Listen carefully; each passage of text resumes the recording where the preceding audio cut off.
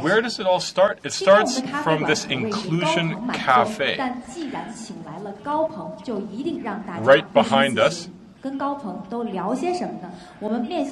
coffee shop is bustling with activity, people interacting, engaging, speaking together about issues of great common interest. ผมนายละกรเจริญพิมลกุลเจ้าของร้านปลาล่องโขเสวยสาขาเยาวราชชัยนาทาวน์กรุงเทพผมเป็นรุ่นที่3แล้วครับเนื่องจากโควิด -19 นักท่องเที่ยวมาไม่ได้แล้วทำให้ธุรกิจยากมากเราจะเอาชนะความยากนี้ได้อย่างไรครับ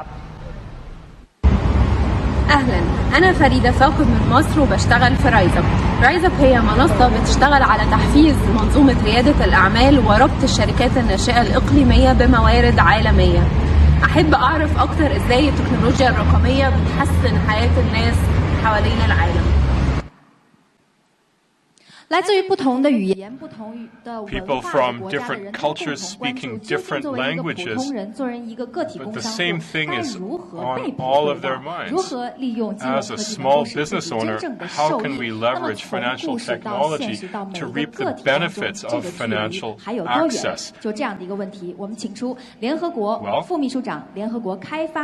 let's give the floor to Mr. Achim Steiner, Under-Secretary General of the United Nations and Executive Director of UNDP. Part of the Inclusion FinTech Conference.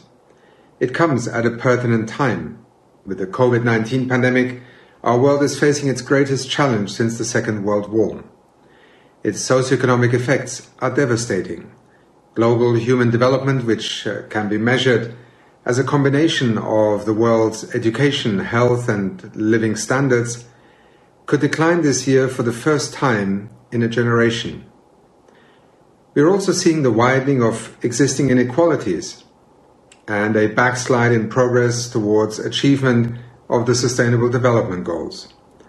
For example, during the crisis, 70 countries have halted childhood vaccination programs. It has also reversed decades of progress on gender equality and women's rights. However, it is also a time of opportunities as the world pushes the hard reset button. And we must not think of simply recovering and returning to the world we had before. We must come together to build forward better. To do this, we must seize upon the massive opportunities presented by the green economy, inclusion, and crucially, the digital revolution. We have seen a massive acceleration in this area in the wake of COVID-19.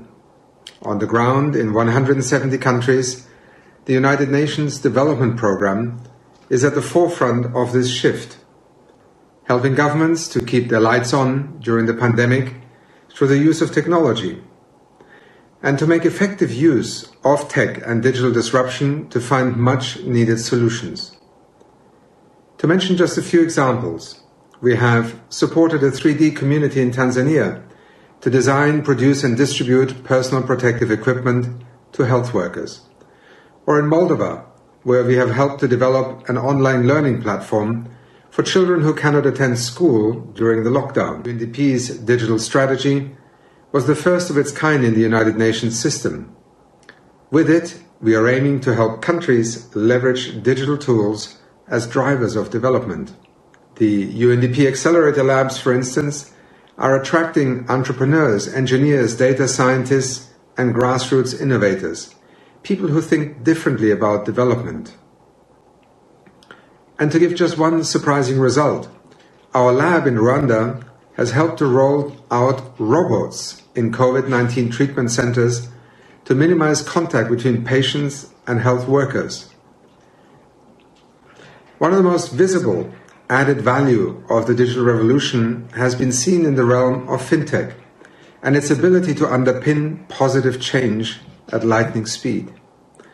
For instance, when people could not leave their homes to access critical state payments in person, governments across the globe turned to the power of digital finance to transfer money. These payments were literally life-saving for people living in extreme poverty, while supporting businesses and protecting jobs and livelihoods. One cash payment program established in Pakistan provided financial support to 12 million households via mobile phones. It was set up in a matter of weeks, and it is this incredible potential behind digital finance that prompted the United Nations Secretary General to establish a task force on digital financing of the Sustainable Development Goals in 2018. The aim was to pinpoint ways to harness digital financing to accelerate the financing of the SDGs. I'm pleased that Eric Jing, a member of the task force, joins us today. As a co-chair of the task force, I was pleased to present our final report just last month.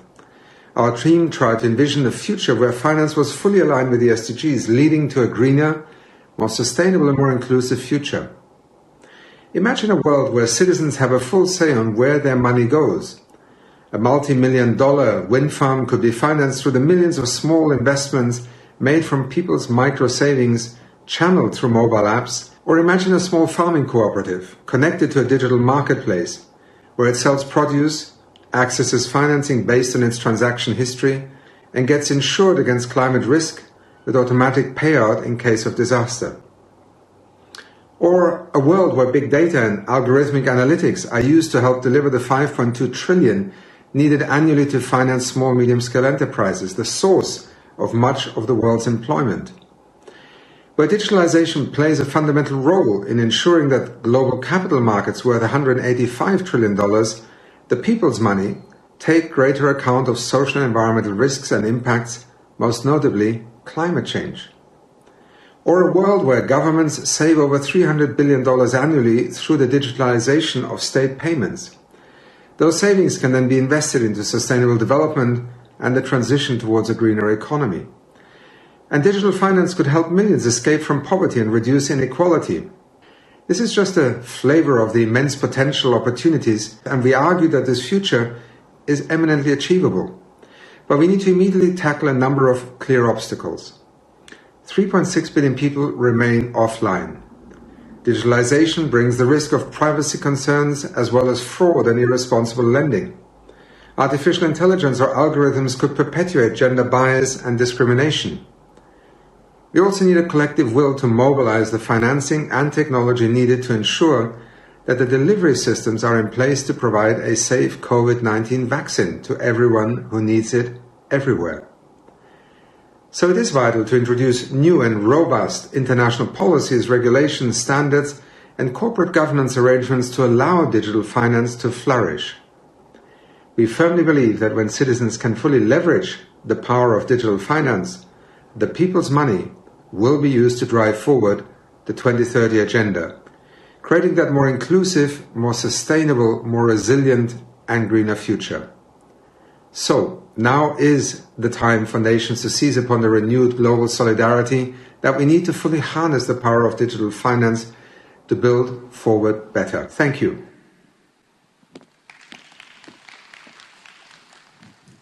Thank you, Mr. Achim Steiner. 通过他的介绍，让我们看到，其实全球的各类国际组织和多边的机构都在致力于推动这个数字技术来突破困境和实现化危为机。这也正是应用科技发展的魅力所在。那么接下来还有一位提问者，他提出来的问题，或许是在座的每一个人也想问的问题。请看。您好，我是来自上海的米娅，我今年4岁半了。我想知道长大以后世界是什么样子啊？未来的世界是什么样子啊？我们如此的努力为着美好的明天而奋斗，但明天会是什么样子呢？接下来，请出连线杂志创始主编、失控的作者凯文·凯利先生。Kevin Kelly. Hi. I want to talk about the huge opportunity that fintech is going to have as it enters into more of our lives and more of the world. You know, when new technologies arrive, there are generally two patterns that we see as they're employed. And the first pattern is to simply replace the existing things with new versions. That happened with radio and TV, which were originally just filming plays. It took a while for the new things that the technology could do to become evident. Well, right now in fintech, most of the work and the great advances and the benefits have come from simply replacing cash with a digital version. And so we have cashless phones and QR codes and things like that. But that's just the easy part, even though we have yet to just begin in doing that. So all that we've seen so far is just a small step in the huge amount of replacement that's still going to happen. There's many people in the world who have not yet even gotten cashless payments, and they will get those, but the effect that we have of having ubiquitous cash payments has yet to come, and that's still in the future. One of the other things we see with replacement of the old is the way in which things that only the wealthy and professionals used to do are now available to everybody. But the real opportunity, the real excitement, the real frontier of fintech is not in replacing the existing old stuff with new versions. It's harnessing and exploring and exploiting new superpowers that are going to come from doing things that we could not do before with this new technology. So there are many ways in which this new technology allow us to do things we couldn't do before. An example would be the way that we can annotate anything that is in our communication. We can annotate it with a financial charge. So anything that's a bit can have the additional bit of finance. So an example would be the way we could use, say, a blockchain to annotate money into a coin so that we could trace it and make it public, have a public ledger, and distribute to trust. So that's one way that we can take a bit and add the additional bit of finance to it and do something we could not do before. We can have a very decentralized payment system.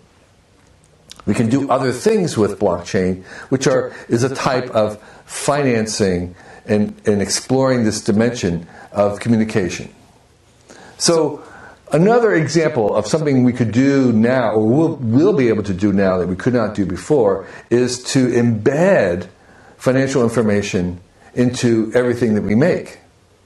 Right now, the finance of an object doesn't really travel along with the object, but it could.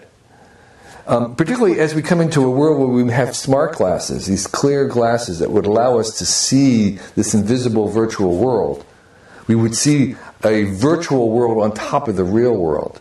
So the virtual world would be embedded into the real world.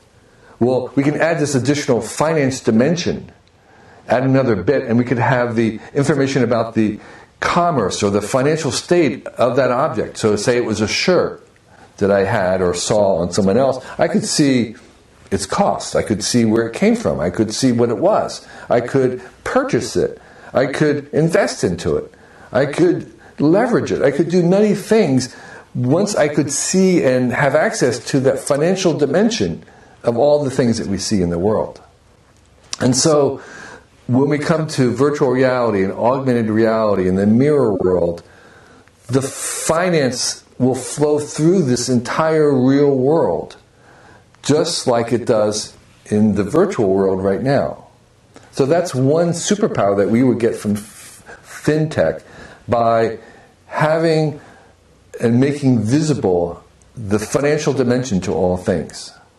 Another example of a superpower that we would have, that we don't have right now, is a way we can use the huge amounts of data that are generated in this fintech world and use it to power AI, and AIs, plural. So AIs can be used to help guide us and guide our decisions and to assist us as we try to figure out how to optimize the many billions of different variables in this financial world. It's beyond human understanding for a person to actually maximize this, but AIs and the power of machine learning can help us go through and navigate and optimize and exploit this new world of the financial dimension. And we're going to see more than just robo-advisors advising us. we're actually going to give them the ability to make some decisions on their own, and other times to assist us in making our own decisions ourselves. So we're going to be working with them in partnership, the AIs, to help maximize and exploit this financial dimension which will be present in all the things that we make. And finally, I think there are many social innovations that we can use this new technology for to help bring wealth and prosperity to everybody on the planet, to everybody in every country, no matter what their economic starting point was. An example would be to to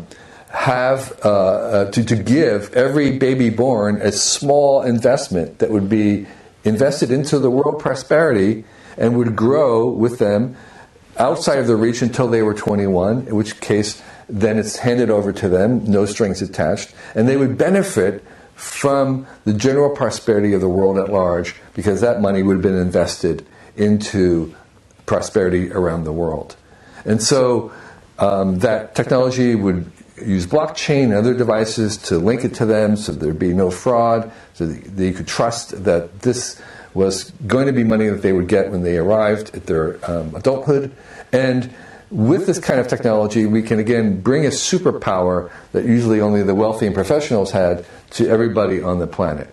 So these are some of the examples of the new kinds of things that we could not do with old money that we'll be able to do with technology that would access and give us access to and give us power over this new financial dimension, this new fintech that will be present in all of our lives, in all parts of our lives, in all parts of the world. So thank you for your attention. And thank you for you.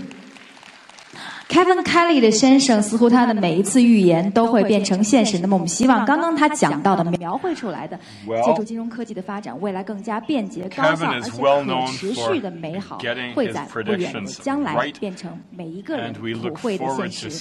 那么今天来到现场的有很多关注金融科技领域当中发展的专家学者和企业的代表，相信大家对于以上我们讨论的所有的话题也都有自己的思考。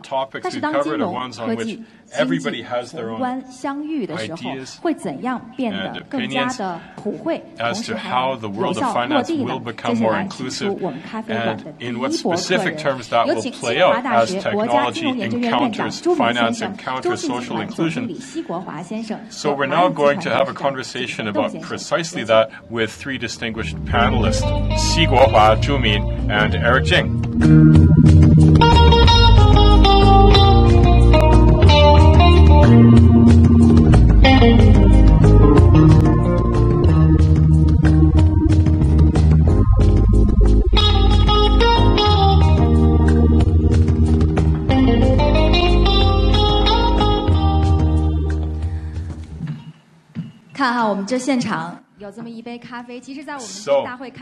Enjoy your coffee. I'm sure you've all noticed the coffee that we have outside. And this morning, Eric was here making coffee himself by hand personally for everyone. Thank you for that. You know, I can smell that coffee from here. It's a wonderful aroma. Let's take a sip of the coffee.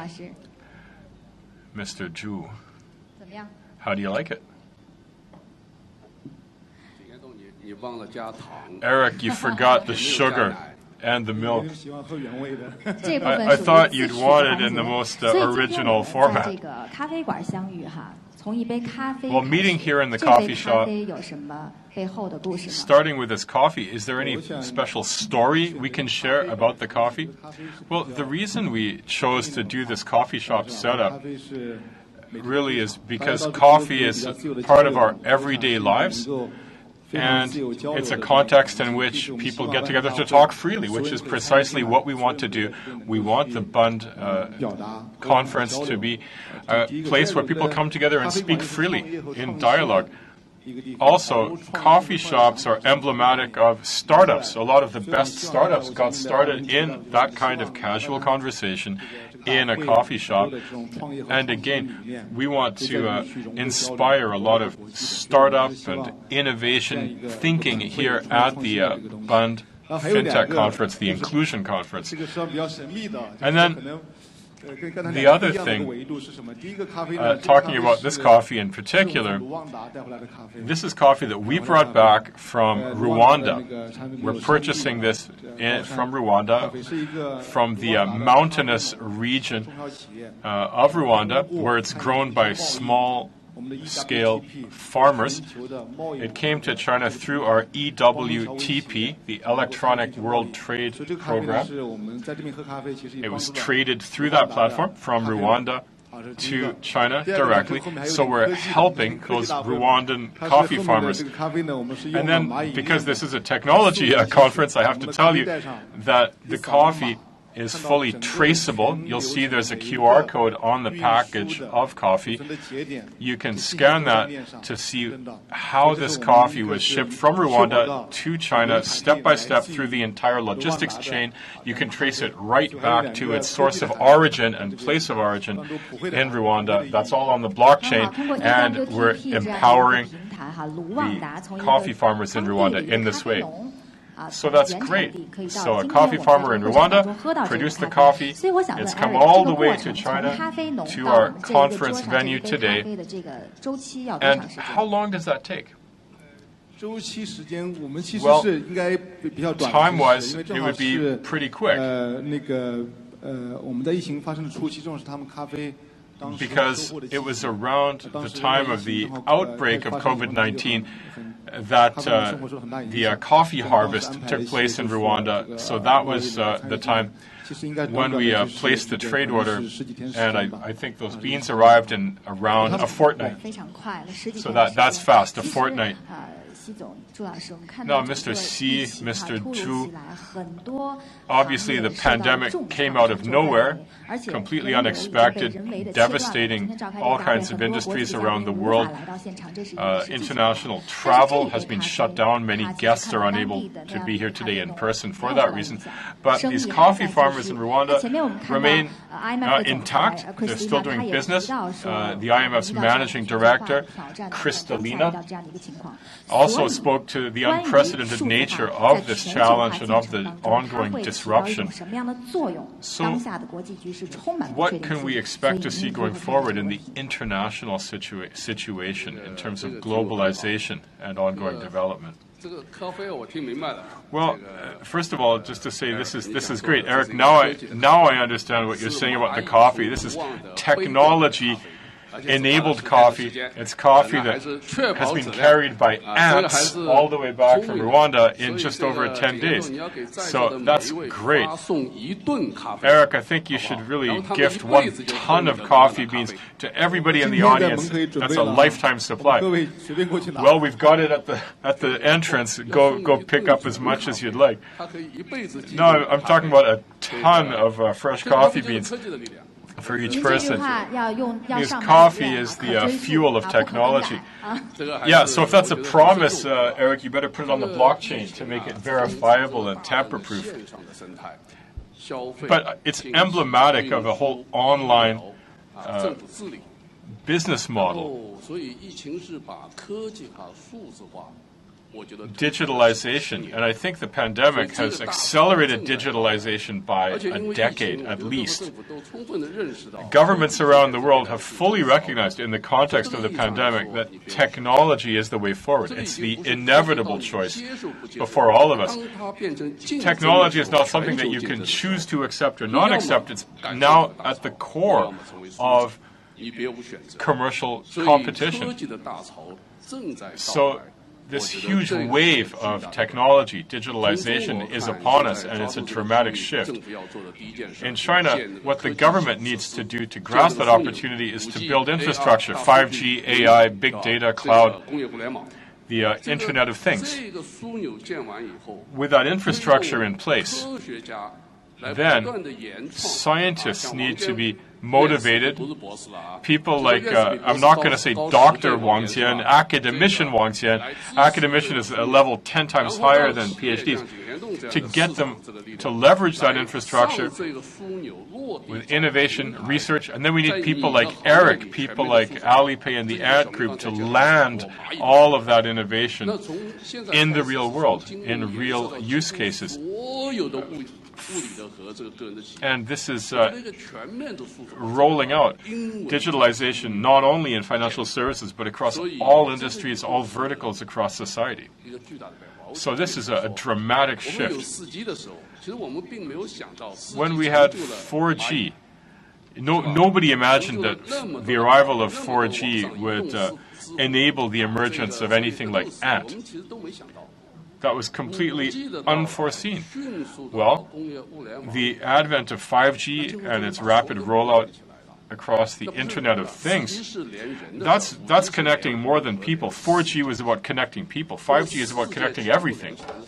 When everything is connected, we're talking about hundreds of billions of separate devices being connected. That's going to create a massive amount of data. The government needs a shared, transparent, high-tech hub and highway for data to enable sharing. The 5G base stations are being built up very quickly. We already have over 5,500 of them.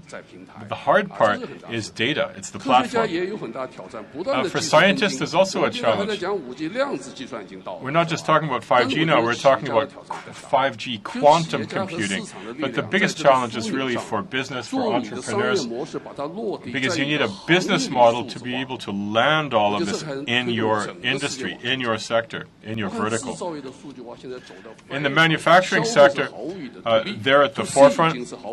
In commerce, 2C is also ahead of the curve, but going forward, there's still 2B and 2S.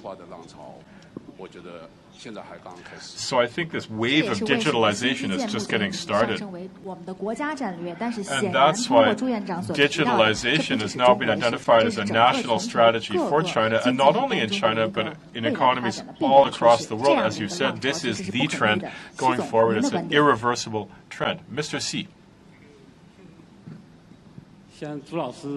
Well, as Zhu Min just said, I think that the pandemic has shifted a lot of social and economic activities from offline to online. I can sum up some of my perspectives in keywords. First of all, when it comes to containing, controlling the pandemic, technology has played an important role in making our efforts more precise and more targeted and more effective, and also in allowing resources to be allocated most efficiently, and making it possible for people to not be exposed to the worst impacts of the epidemic. So precision, targeting, effectiveness. Beyond that is speed.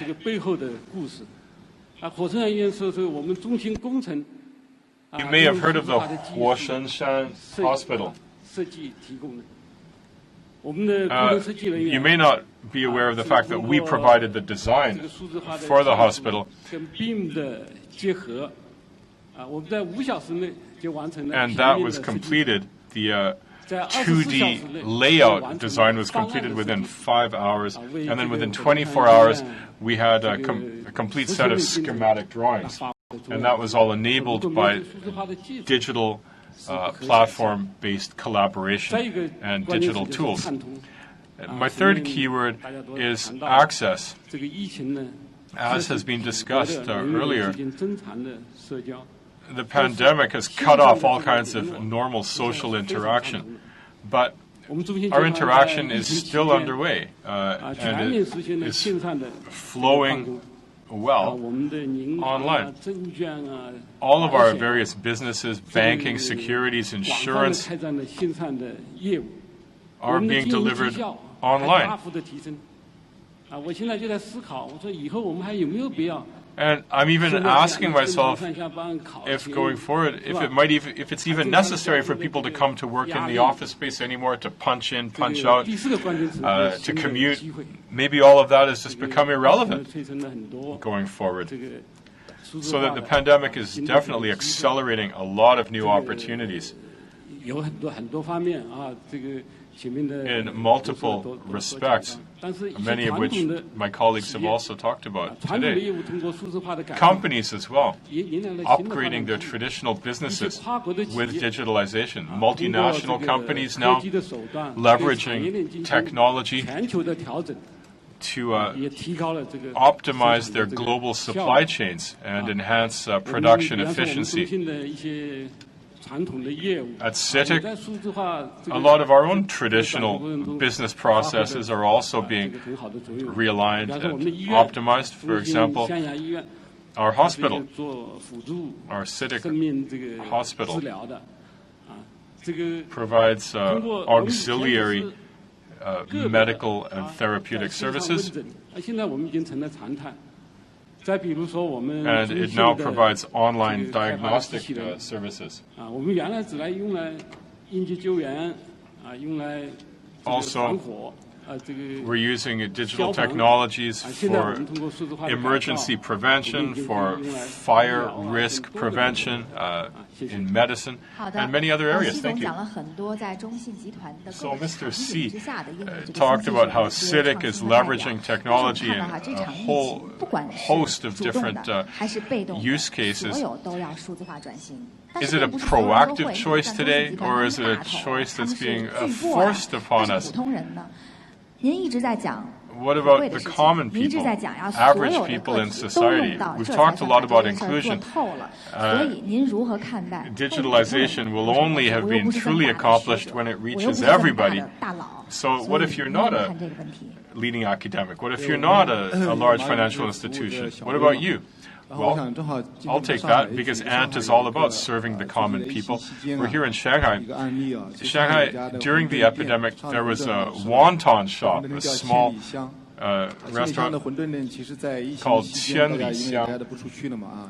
And during the epidemic, people couldn't go out to restaurants, and this restaurant was hit hard. But thanks to all of the years of digitalization that we've invested in, this company was able to access a microloan on Alipay from our credit tech product. And consumers, again, can order on-demand delivery of these wontons from within the Alipay app, again, enabled by Ele.me.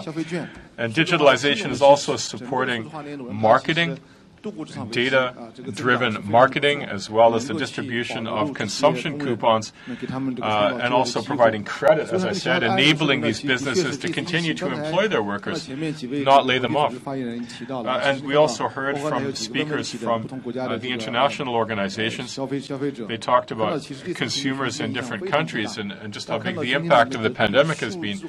But based on digital technology, it's possible to ensure that daily lives are lived relatively unaffected, and the economy can continue to operate. So digitalization is not just about companies like Ant, a tech company. It's about those SMBs, getting them digitalized so they can leverage the platform. They can benefit from all kinds of support from the digital technology on the platform. And that's the process we're in right now. There are now around 10 million SMBs that are leveraging digital technology to cope with the impacts. So our investment over many years in China in aggressively building out a digital platform getting this program of digitalization off the ground and accelerating it now, every small shop, every SMB today can be connected. Every restaurant, small restaurant owner can be connected and can benefit from this technology. Small is beautiful, small is powerful. Small is beautiful, small is powerful. Just now, Mr. Steiner also mentioned that international organizations are leveraging digital technology to reduce inequality. What is your comment, Mr. Zhu? In terms of reducing inequality, digital technology has a big role to play. People are born to the right to live, to develop. And today, I think everybody is entitled to have access to financial services.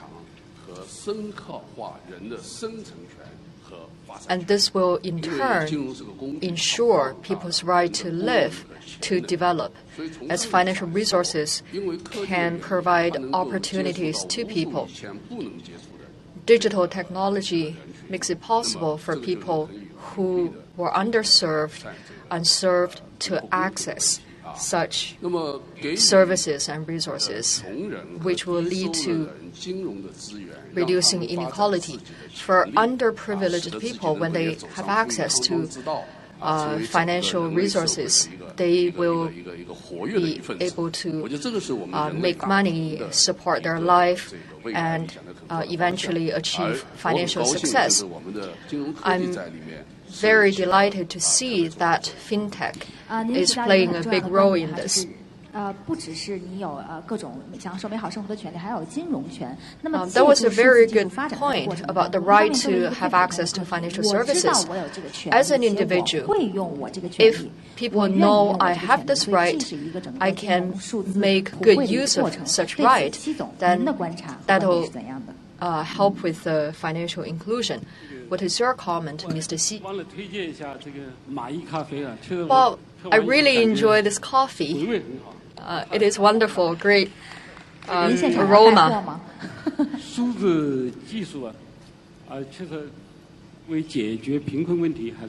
Digital technology enables new approaches in reducing poverty. A few days ago, I was in Chongqing, looking at our poverty eradication efforts. So many new formats, live streaming, online sales, which helped local farmers enormously in generating income for them. I think these technologies are great in reducing poverty. Another area for application is online education. Everybody can have access to education online in an equal way, which creates opportunity for eradicating poverty fundamentally. Thank you. Just now, Mr. Zhu mentioned everybody has the right to financial services.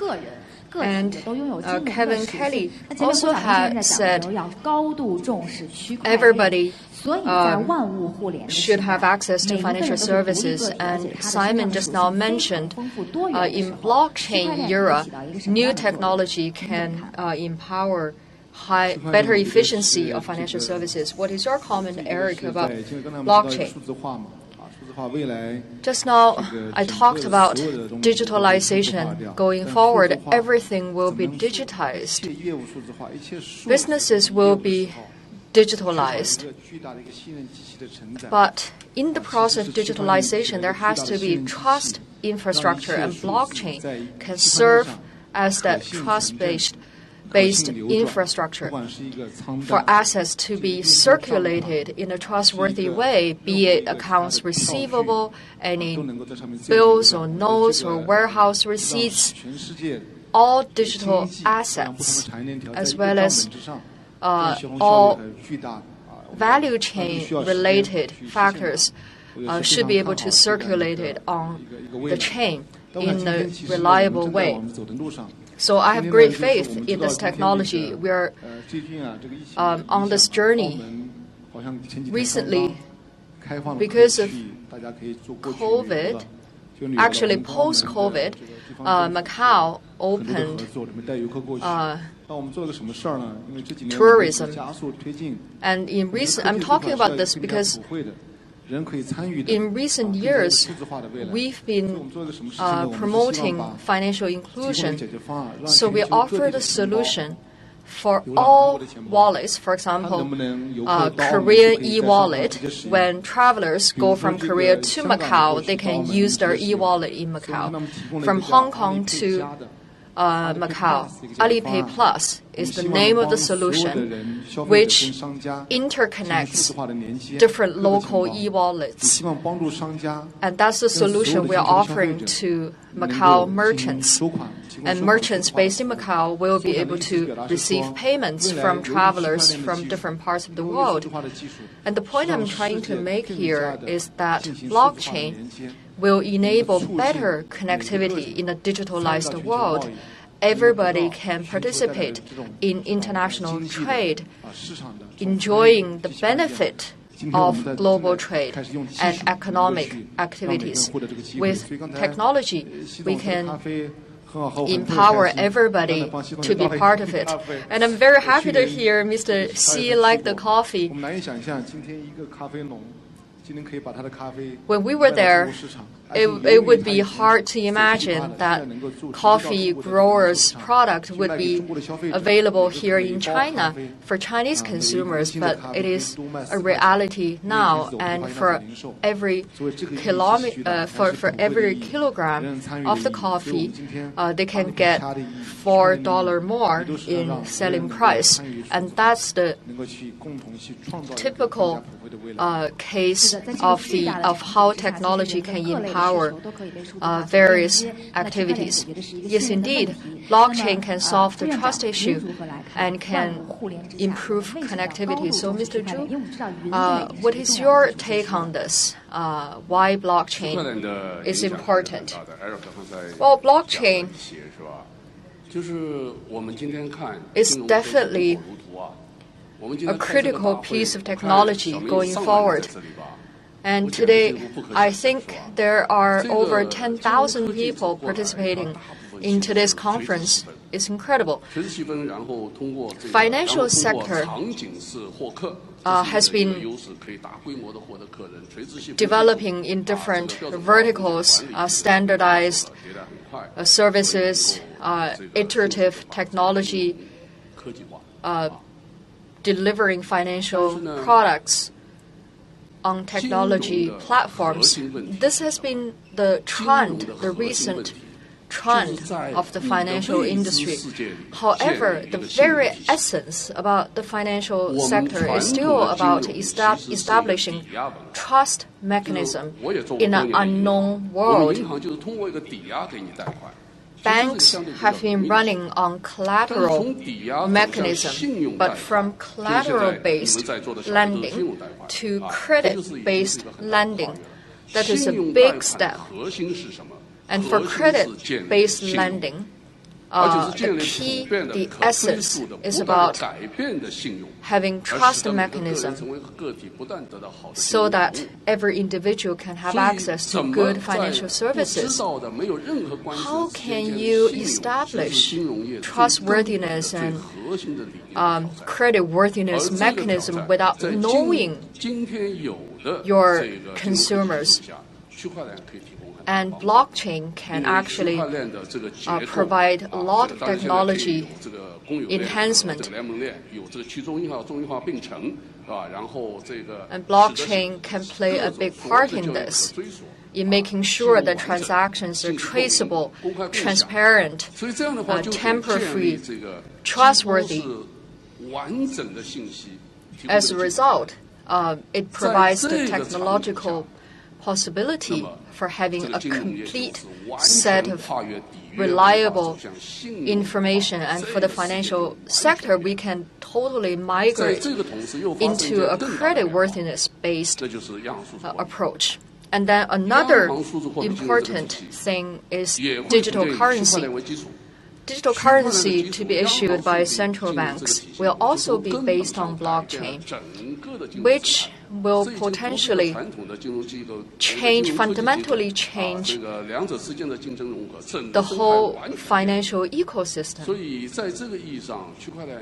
In this regard, I do believe that blockchain has a huge role to play. We are entering into a new three-dimensional world. The first dimension is the physical dimension. By leveraging blockchain technology, IoT, everything is connected. Our goal is to have 10 billion articles in China or entities in China being connected.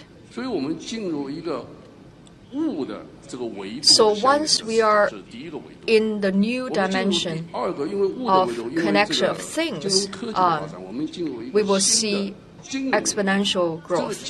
And the second dimension is the financial dimension. Everything is connected, every service is available. As what Simon said, horizontally, you can serve all consumers, and vertically, you can serve all their needs based on your analysis and user profile. You can provide all kinds of financial services to a consumer, credit, investment, insurance, among others. And then the third dimension is based on Internet of Things and also financial connectivity. The third dimension is people dimension. So after things are connected, financial services are connected, people should also be connected.